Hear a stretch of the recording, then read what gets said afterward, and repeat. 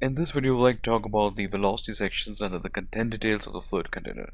So we need to select the fluid container, press Ctrl A, and here you can see under the content details, we do have the velocity. Well, this velocity is basically, you can say, the technical speed which is taking care of the overall fluid and its behavior. If you're going to set the velocity scale to 0, 0, 0, there won't be any movement of the fluids inside the fluid container. So the velocity is basically, you can say, guiding the or you can say providing the directionality to the speed of the fluids. Alright. Now we have the most important attribute that is called as the swirl, which is, you can say, that responsible for the overall vorticity, or you can say the billowing nature inside the smoke and the fire.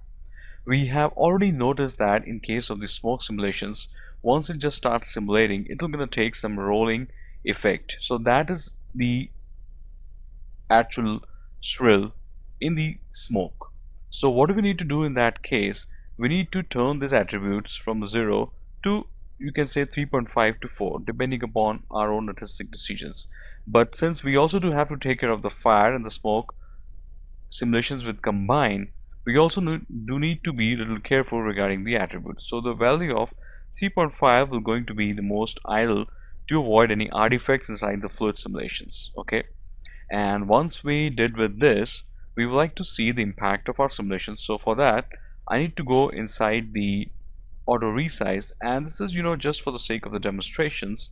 I just wanted to, save the time during the time of the, you can say, simulation. So need to switch off this attribute so that it cannot, affect the boundaries which are, closed.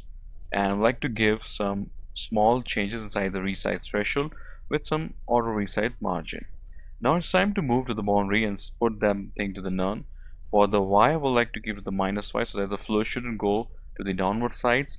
And in case of the z, I would like to give to the z positive so that in this particular directions there shouldn't be any resize of the boundary. Alright, now we are ready for that. I just wanted to give some more resolutions in this case. Okay, and now once the resolution is also done, it's time to play with the fluids and see what we're gonna get. So here you can see that we do have the fluids which are, getting rising to the upward sections, and you can say that the fluid container is also, expanding, contracting because of the auto resize, just to save the time. Okay, and now just press the escape to stop the simulations, where you can see that it isn't so much interesting. Well, first of all, the fluids are, consistently rising upwards, and there isn't any, you can say, you know interest, or you can say doesn't looking, uh, good from the external point of the view, despite of the fact that this is just an open environment, and we also do have a lot of air affecting the fluid, so there isn't any effect. So that section would like to deal with the help of the external field that I'll just gonna give it to the fluid container. But before we begin with that, I would like to tweak certain attributes of the fluids, because we just want to see the fluids exactly. So just for the demonstration purpose, I would like to go to the shading, and here I would just like to tweak the graph of the opacity, and here I would like to, increase the shading inside the fluid so that at least it would be easier for me to see what exactly is going on. And this is just only a kind, you can say, a look and feel to see the fluids, and it has got nothing to deal with the graph, with the overall graph of the fire. Okay, now it's pretty fine, we can see things easily.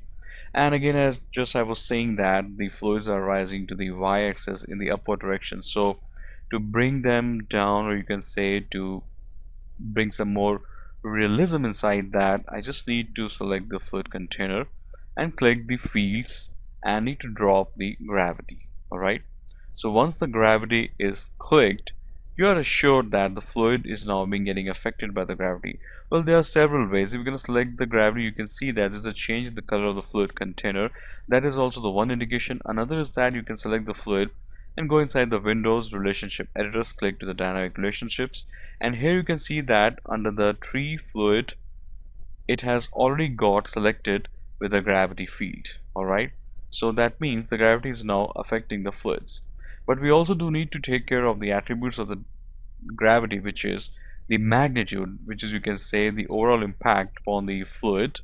So this magnitude is required to change from 9.8 to the 30, and also the direction which is going to affect the fluids. So I'm gonna put that thing to the 0. Well, I just want the fluid to move to the z negative direction, so I just want to give it to the -1. Okay, because we want the fluid to flow in this particular, you can say, the directions. That's pretty fine. And now I'm gonna roll back the timeline and play them once again.